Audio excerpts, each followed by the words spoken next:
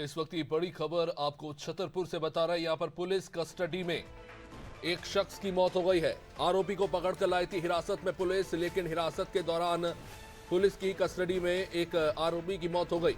अब इस घटना के बाद परिवार वाले काफी गुस्से में हैं। राजनगर में पूरी सड़क को जाम कर दिया गया है। राजनगर की मुख्य सड़क जिस पर मरने वाले के परिवार वाले और रिश्तेदार सड़क पर जाम लगाकर बैठ गए हैं। परिवार वाले अब कार्रवाई की मांग कर रहे पुलिस पर। जो जिम्मेदार पुलिसकर्मी जिनकी हिरासत में था आरोपी, जिनकी कस्टडी के अंदर युवक की मौत हुई है, उसको लेकर अब कार्रवाई की मांग हो रही है। अब स्थिति को संभालने के लिए वहां पर भारी पुलिस बल को भी तैनात करना पड़ा है। ये छतरपुर से तस्वीरें आपको दिखा रहे हैं राजनगर के मुख्य सड़क की।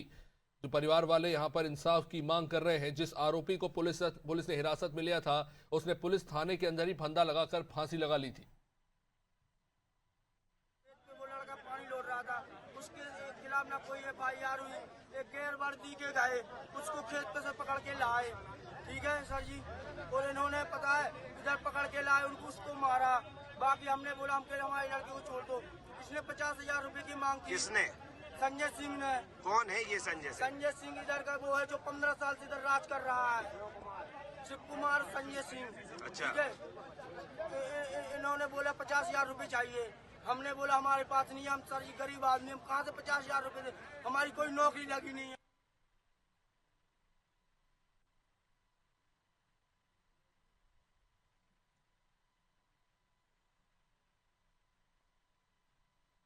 छतरपुर से शिवम इस वक्त हमारे साथ जुड़ चुके हैं। शिवम, क्या हुआ था वहां पर? पुलिस थाने की कस्टडी में एक आरोपी की मौत हो जाती है।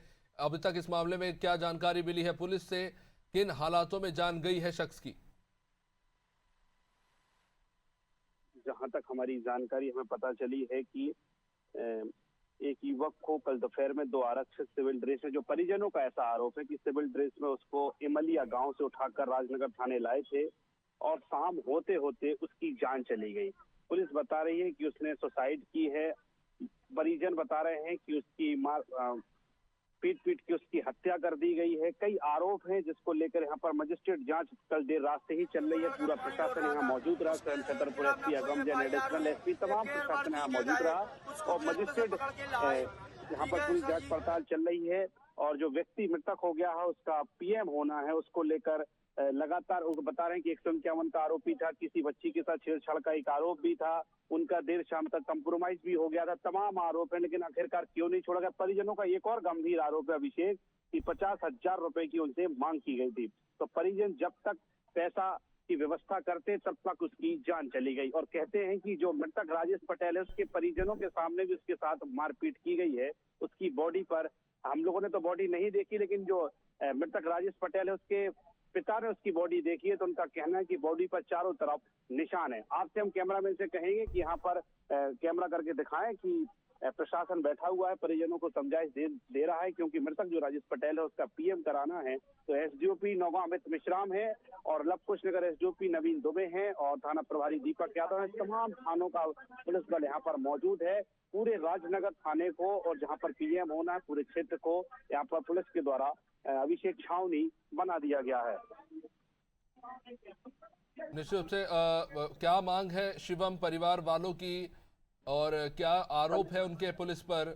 क्योंकि कहा जा रहा है कि पहले आरोपी को हिरासत में लिया गया था, उसके बाद रात को अचानक उसकी मौत की खबर आई। क्या मांग कर रहे हैं परिवार वाले?